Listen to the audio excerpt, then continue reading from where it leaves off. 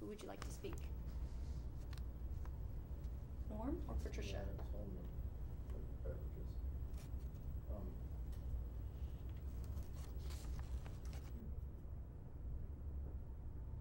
We apologize to our online viewers. We will be with you very shortly. Mr. Mayor, testing 1 2 3 4. Testing 1 2 3 4. Did you get that? It's the one that ring, but weather? Weather, I guess that's what it is. Yeah. It's red.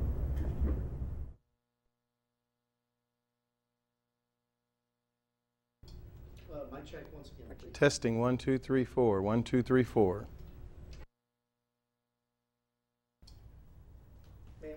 Testing 1 2 3 4. 1 2 3 4.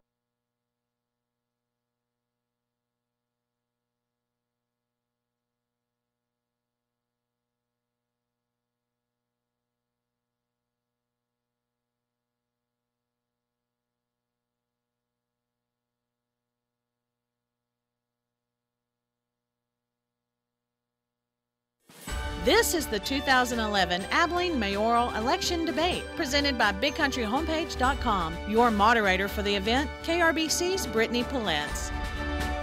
Well, good evening and welcome to the 2011 mayoral debate. I'm Brittany Paletz, joined by the two candidates running for mayor of the city of Abilene. I've got Norm Archibald, the incumbent of this race, and challenger Patricia Hipley. And normally I'd probably refer to you guys as Norm and Patricia, but I'm going to today be a little bit more professional and call you Mr. Archibald and Miss Hipley, if that's okay with both of you. Well, thank you both for being here today. It's a pleasure to have you here. And we're going to start this debate with some opening statements from both of you. And let's go with ladies first. So, Patricia, let's hear your opening statement.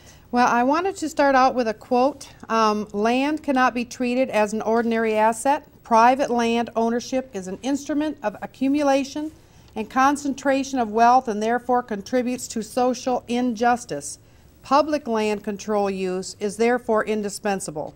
The United States signed on to that in 1976. There is soft law, which is called UN Agenda 21 or Sustainable Development. That soft law is the global to local plan that brings these initiatives to our cities. This is something that I'm very concerned about. Okay. And Mr. Archibald. Well, this election, I believe, is about issues that involve all of our taxpayers. It has to do with the tax base that we have in our city, the tax rate. It has to do with the sales tax that we are budgeting.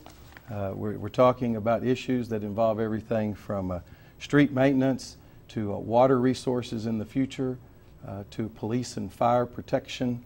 We're even studying the idea of a fire-based ambulance service. We're studying it. We haven't reached a decision on that. But our biggest issue is about our budget and the tax effect that it has on all of our citizens. So as we go through this time and as we look forward to the budget this summer, those are the key issues. All right. Well, let's get things started with some of the questions we have prepared for you. And Mr. Archibald, we'll start with you. How important is it, do you think, for the city to be transparent in posting online accounts expenses? Well, I believe that is a very important thing. And as a matter of fact, in the city of Abilene and our finances, we have gone through all of the process to do the posting along the way, and all of those things very, very soon will be totally transparent for anybody that would like to see them. It is government money. It's taxpayer money. Everyone has a right to see it. They have a right to examine that, and I would be more than happy for people to do that. And Ms. Hipley, how do you feel about that subject? Well, being a Tea Party person, I am all for transparency. I would like to see our city, I'm looking forward to that, being a little bit more transparent. As a Tea Party person, I don't think that I have seen as much as I'd like to, but I am absolutely looking forward to that. All right. Well, another tough question we've got for you guys here. Ms. Hipley, we'll start with you on this one. If faced with budget issues again, pending if you're elected as mayor, what would be the first place you would make a cut? Well, I think there's actually a few places I would make a cut. Again, going back to the Tea Party issue, we're worried about massive entitlements. You know, our nation and our city specifically have gotten used to having an open checkbook. America has always been blessed with money. It's just been how we have been, and we're no longer there. So the cuts that we have to make are going to be subsidies and some of these massive entitlements that we are doing in the city. You know, Abilene is actually an entitlement city. Now that isn't something I am particularly proud of. You know, I think that people need a hand up, not a handout, and I think entitlement city, just the term entitlement city, helps keep our poor down, and it traps our young people, entitlements do. So, you know, I'd like to see some cuts there. And Mr. Archibald, this is something you've already had to deal with while in office, so any recommendations of what you would do if elected? Well, I'll answer the question about entitlement city. The reason Abilene is an entitlement city is because we are over 50,000 in population. That is the definition in the HUD of what is an entitlement city. But the things that we have to be looking at are streamlining our personnel. You know, 75% of that $60 million general fund budget is personnel. It's the people that are our police and fire. It's the people that collect our refuse. It's the same people that keep our parks open and our libraries and everything that is a city service that our citizens have come to expect. And so when you go to balance the budget or you talk about where you're going to cut, if you cut out personnel, then you're going to affect in some ways the services. So the issue is what are the things that the citizens are willing to do without. People have always said, what if we just had garbage collection one day a week instead of twice? People say, well, I wouldn't like that. Well, we pay for that. The citizens pay for that. Those are the types of things that we have to look at. And so it's not an easy decision. I've been working on this for years, and the budget is the hardest time of the year when you go to make changes and cuts. A lot of people have the question, though, if faced with this again, how do you weigh out furlough days or program cuts? Well, furlough days, we had 3 last year. That was a real difficult thing for our employees to do. The city of Fort Worth had 8 furlough days, as an example. We probably had a better situation handling the impact of sales tax being down than most of the large cities and even cities our size. But we did have layoffs. We actually eliminated some positions at the administrative level. One was even an assistant city manager in that regard. So it didn't just affect people in the lower economic levels of the city pay scale. It affected people all the way at the top, and that's the way it should be. And Ms. Sipley, you have any comment about? Well, you know, the mayor has, of course, much more. He knows what he's talking about with a lot of these things. He has been in there. He's a smart man, and he's been involved with the city for quite a while, and I am a newbie. You know, I have ideas on how I'd like to cut, and of course, with myself, it's going to be a little bit harder for me until I would actually be able to get down to City Hall if I were blessed with a win and be able to see what is already going on, you know, things that I don't see now. So, you know, some of these questions are going to be a little bit harder for me to answer, especially on the spot, but, you know, I'm up for the challenge. All right, and then Ms. Sipley, how important do you think it is to have a bond election come 2012? You know something, I don't like the idea of a bond election. And here, you know, speaking as a citizen as well. Times are hard for all of us, and we all have to make hard choices. You know, I do believe that our city government has been doing a good job in a lot of the issues, financially. I really believe that. But I do think that there's a lot of places that we could make cuts. You know, I do not like a lot of the different non-governmental organizations that we use, you know, for training and different things like that. And I don't know how much yet that they even add up to. But I just think that there's a lot of areas to cut down there that may not have been considered yet. All right, and Mr. Archibald, your thoughts on a 2012 bond election? Well, the city of Abilene back in the 80s and into the 90s used to have a bond election about every 3 years. Some of that was to catch up on especially things like street maintenance. In the 2006 bond election, we had $30 million in that the voters, and the key about the bond election is only the voters will decide that, not the city council, only the voters. So if the voters turn it down, we'll live with that. We'll make do with that. But the point is the voters will decide. But we had $30 million in 7 projects. All 7 projects passed. It's the first time in 40 years all 7 projects passed. But 20 of the 30 million was for street maintenance. Because right now we have, it was pointed out the other day in our capital improvement project discussions, there are $36 million of street repairs that we need to do in the next 5 years.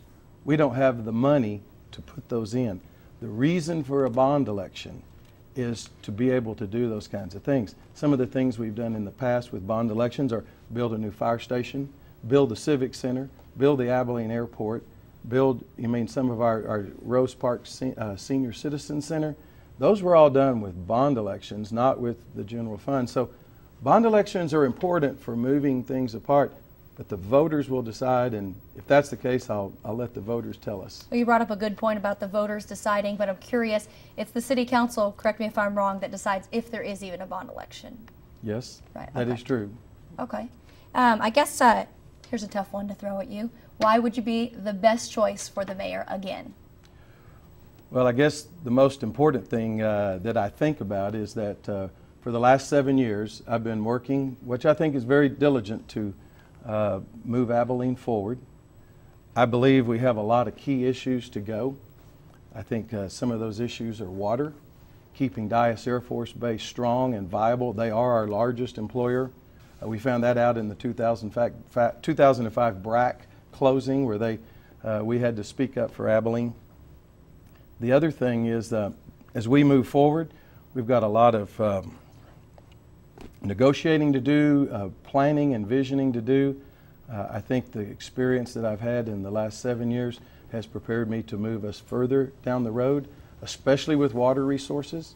And for that, I believe it's one of the most pressing subjects that we have. And Ms. Hipley, why would you be the best choice for mayor? Well, like I said, he does have a lot of experience. He has experience in this. He's been involved in this city for a long time. I've only been here for about 7.5 years.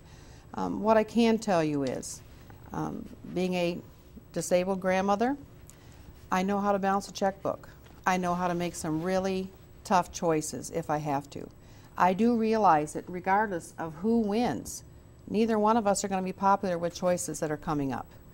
That's just a fact. Both of us are running knowing that mayor pays $1 a year, and I think that says something about both of us as well. Abilene, I love Abilene. I cannot say a lot of bad things about Mayor Archibald. Like I said, financially, I see a lot of things going on, but I really believe that we need a new perspective. I think people are tired.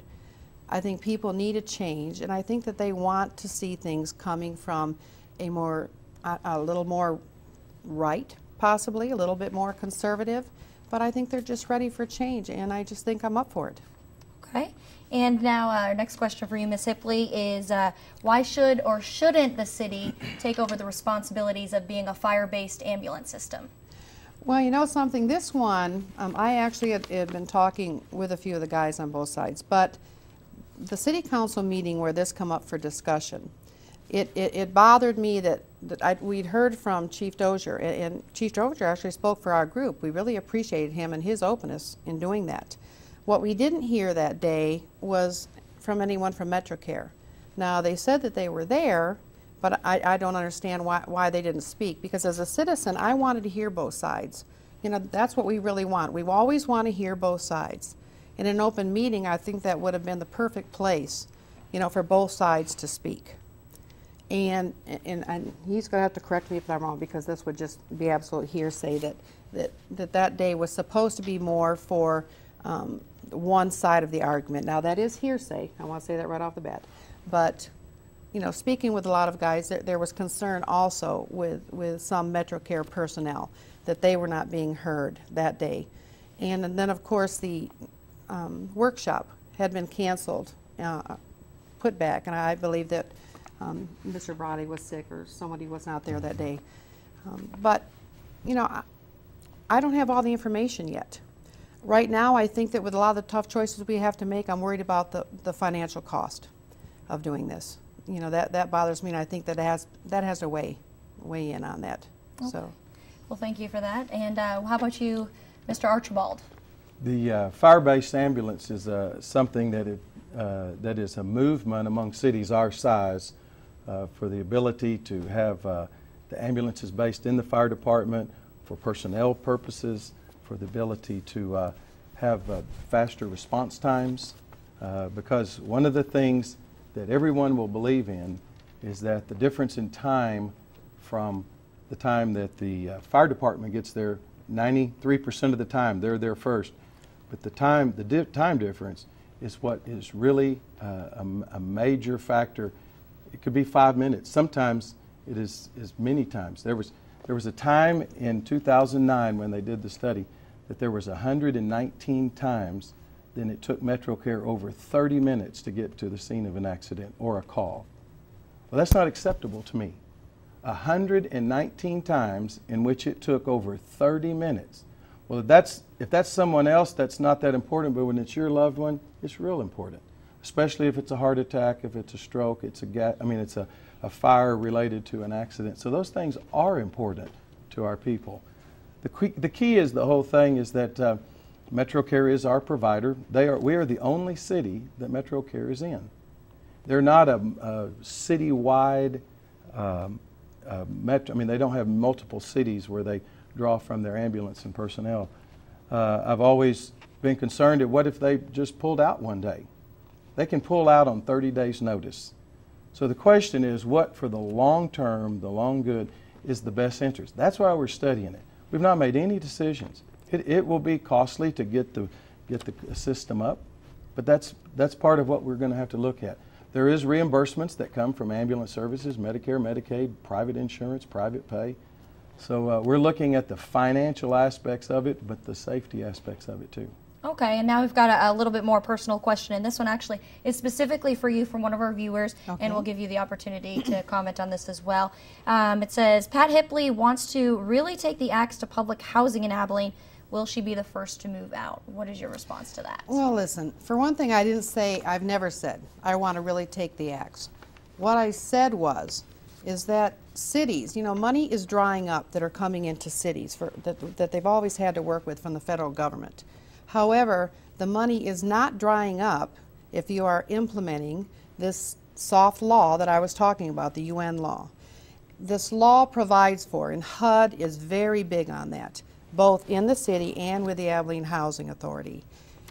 I don't think that we need to concentrate as taxpayers, now whether this is coming from federal money, but in growing more income, low-income housing.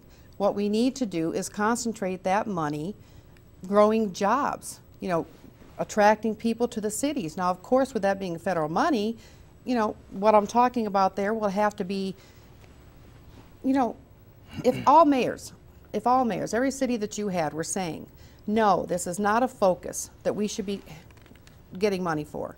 We don't want the money for that because, the same old line about if we don't take it, somebody else will, all of us are getting tired of that one. Growing low-income housing should not be a priority. Getting people out of low-income housing should be a priority.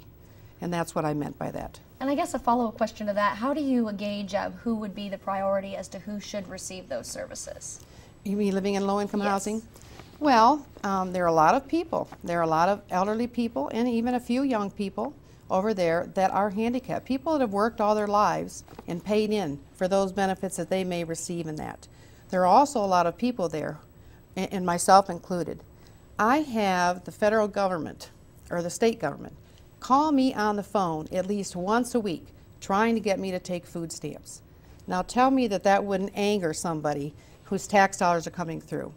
If I feel that I can make it by using less groceries, less meat or more expensive things, and I want to be fiscally responsible, I don't the government now gives out free phones with 200 minutes a month to low-income people. That is ludicrous.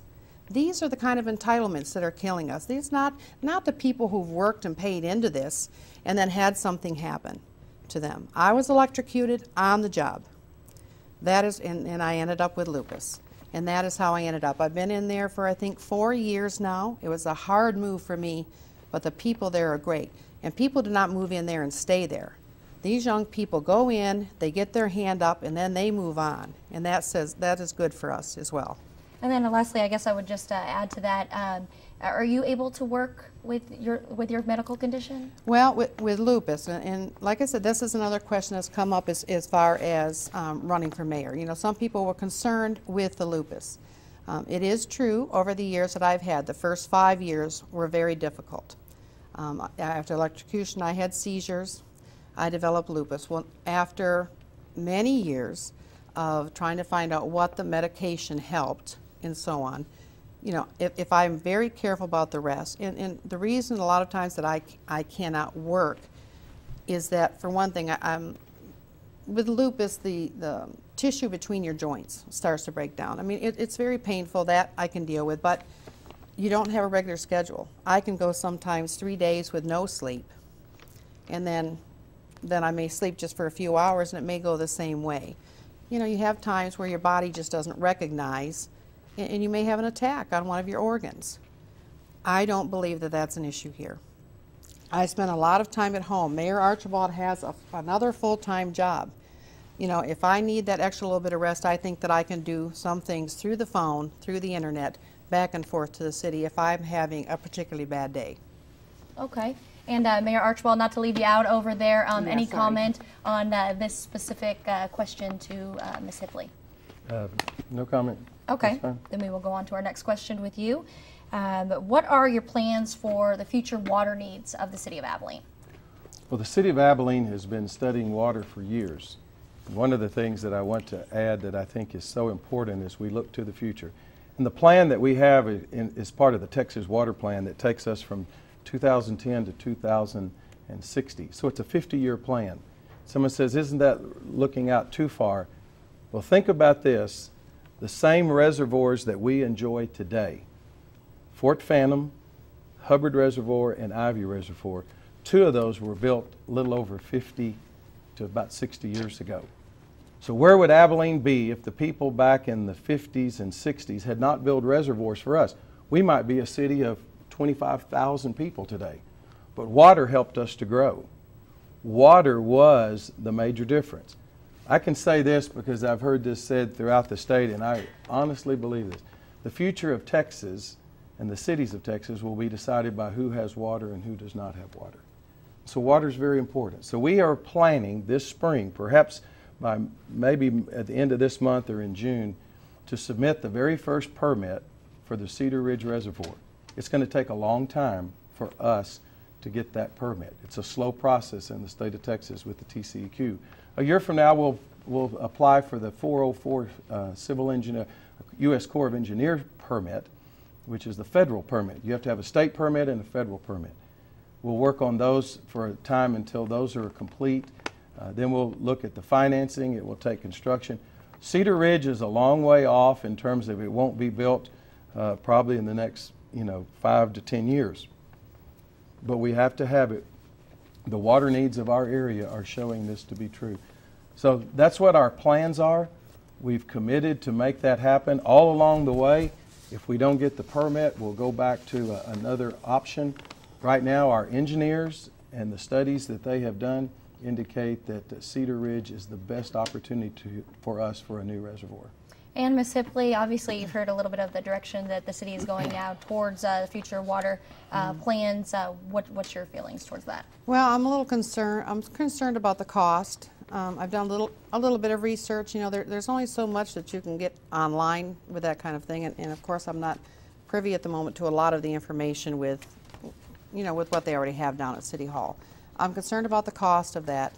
I'm concerned about the oil wells that are going to be underneath that I'm assuming would have to be capped. I don't know how old they are or what they are, but there's got to be some environmental issues with that.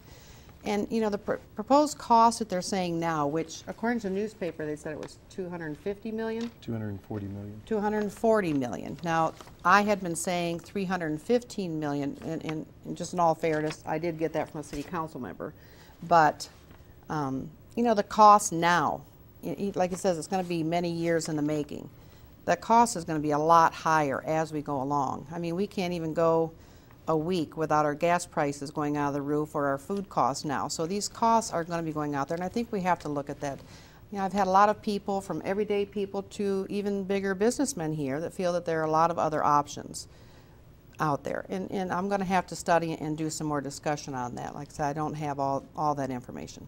All right, we're running out of time, but let's get a couple more questions in if possible. Sure. This one is going to raise ears and eyebrows with the golfers of this community. What are your thoughts on the city's involvement with Maxwell Golf Course? I'm sorry. Now, see, this is one of the hard ones. For one thing, I've got to say, we hear the term quality of life everywhere nowadays. To me, a Tea Party person, quality of life when it's coming from your government means that they are bigger government, they want to take care of you, and they need more tax dollars to do it. That's just a Tea Party opinion. I don't like it. I don't think that it's the government's job on any level of government to provide citizens with quality of life. Maxwell Golf Course in these tough economic times is a simple issue to me. Would I like to make that choice? No. A lot of students and elderly people use that. Well, we can't continue to subsidize. It's a failing entity. They're not making money. And we can't continue to spend money that way. Money will run out. We just can't do it. And Mr. Archibald, what are your thoughts in terms of Maxwell's future? Well, one of the things that was raised recently, it was in the paper on Sunday when they profiled our each other on questions and other things, was the Maxwell Golf Course. Someone mentioned about the Maxwell Golf Course and the subsidy that's paid. That is true. But there are subsidies throughout everything that's involved in the parks and recreation. For instance, I know that Pat has gone on the record as saying that libraries are important. Right now, and I had Mr. Gilley look this up, the amount of money that we spend above revenues, in other words, what above the revenues are, is $2.3 million. So, if you're going to say anything that doesn't make money, we're going to get rid of, then we've got to get rid of our libraries because we're subsidizing them $2.3 million. There's not a lot of money, the revenue that comes into the libraries. Libraries are important. But the point is, there's a lot of things. Our Senior Citizen Center, they do not pay for themselves, but we think that's a very important thing for people to do. Our rec centers for our young people. Maxwell Golf Course is one of those. The parks at Fort Phantom. All of those things are things that we are doing for the citizens. Those are services that we are providing for our citizens. So I think our citizens have thought that the libraries, for instance, are important. Therefore, those are the kinds of things that we're trying to make that budget. It is our goal and it is our hope that Maxwell will be self-sustaining very soon, if not in this next year. All right, and this is something that we can all relate to anytime that it rains in the city of Abilene. Mr. Archibald, any plans on how to address the drainage issues in town? Well, one of the best things that's happened since the big flood that we have, some of y'all might not have been here, but in 2002 we had a major flood. Over 600 homes had water inside their homes. We had another flood in 2007, and that was limited to just a few homes. During all this time, we've gone in and done the drainage easements to clear out the creeks, all of the debris that sometimes gets in there that's a problem when it backs up. Since then, we have had some street flooding, but not home flooding. And so for that, we're very, very appreciative of the fact that we've answered a lot of the questions when we've had these huge rains. The one in 2002 was a major flood. So I think we've made a lot of good progress. We continue to do stormwater detention. We continue to do drainage easements and clear out the streams. So I think we've done a lot. That is another thing that's very important to people. They don't want to be flooded. And Ms. Hipley, your thoughts on the drainage issues in town? Well, I know that a lot of people are concerned, and it was just a few years ago. I was not here in 2002, but we'd had a lot of, in a few of the storms where on Pioneer up where we are, you could not get through there. People were getting stuck and what have you. And of course, being from Ohio, we don't have that. We have storm drains in Ohio, so that wasn't, it surprised me. But again, this is one of the issues. This is, I've been concentrating on a lot of the different issues in Abilene, and this is important as well. But I don't have all the information. I don't know what's available in Texas, how other cities at this time deal with it. That is something again that I would have to just take the time to do some study on. Okay, and our final question of the night, Ms. Hipley, what would be the first place you would cut back or reorganize in city government? The first place, well, being that I've never been in politics, and I'm not even sure exactly where all the limitations as mayor go, but I have to tell you that a lot of the things I have to go back to. I know that a lot of people don't feel that I keep talking about the sustainable development issue, but people need to realize sustainable development deals with every aspect of your life. It deals with roads, it deals with low-income housing, it deals with jobs, immigration, smart technology, all of these issues, everything that affects your life and the things that the everyday people in the Tea Party are now worried about come down through this soft law from the global to local areas. And the monies that I were talking about, taking Abilene Housing Authority, in 2 years ago they got $2 million. Now they get $6.7 million. Now, I don't know about the rest of the taxpayers, but I think that most people would like to see that money going into the city to do some good and help bring in more jobs than they would to grow the low-income housing.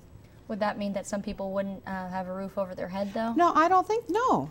I'm not talking about getting rid of what's here. I'm saying I don't think that we need to concentrate on growing more low-income housing here, that I think that that money should be redirected nationally, and coming back down, because money goes up and then it comes back down. I mean, they don't always have a choice. City doesn't have a choice always in how they get it, but absolutely I wouldn't be for anybody that does not. The turnover is very fast over at the Abilene Housing Authority, and I know that because I live there and I was on the board, but it's just not someplace that in these times that I think that needs to be our main focus. All right. And Mr. Archibald, your thoughts on the first thing that you would cut or reorganize if elected again as mayor? Well, no one person can cut anything. One of the things that's important that I tell all the new people that come on the city council, I give them a little card and it has 1/7. It says you have 1 out of 7 votes, which says no one can go in. No, the mayor doesn't have veto power. The mayor doesn't have budget authority. But the point is, we work together to find the things that are the best.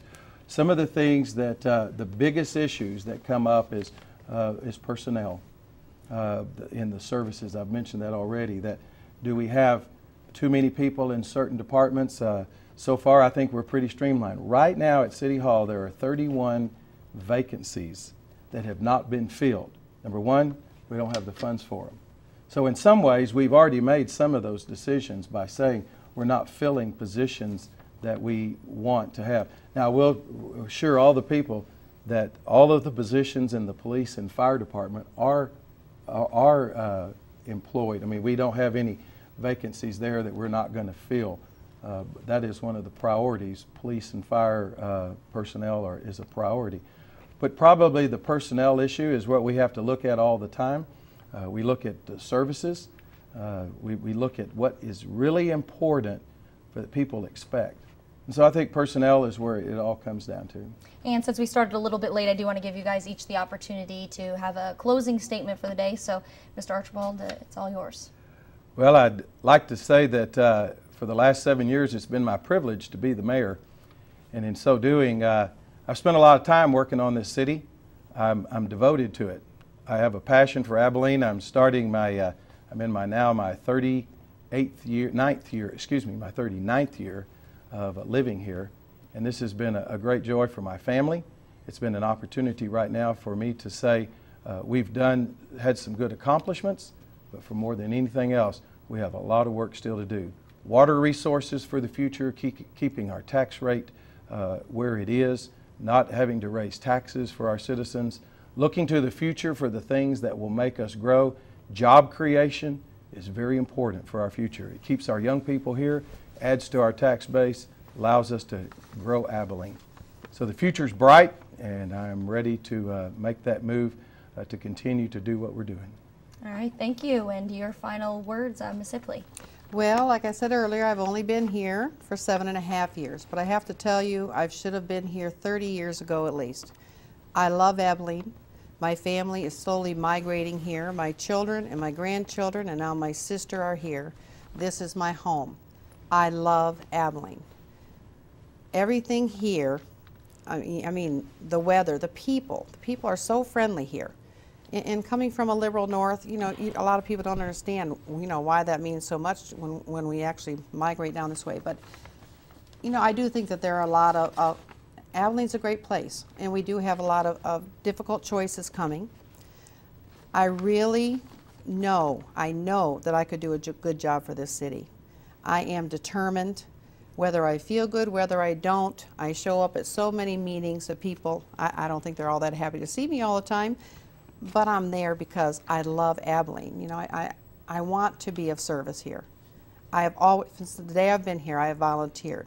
The Regional Crime Victims Crisis Center, Keep Abilene Beautiful, the Abilene Board of Commissioners, you know, anything that I can do, because no matter how bad you are off physically, there's always some way to give back. And being mayor, I feel it'd just be a really good way for me to be able to do that. Well, I want to thank both of you for joining us here on BigCountryHomepage.com. It's been a pleasure hearing both sides. And we want to encourage everybody to get out. Early voting is going on right now, Election Day, May 14th. That's it for the mayoral debate of 2011. Have a good night.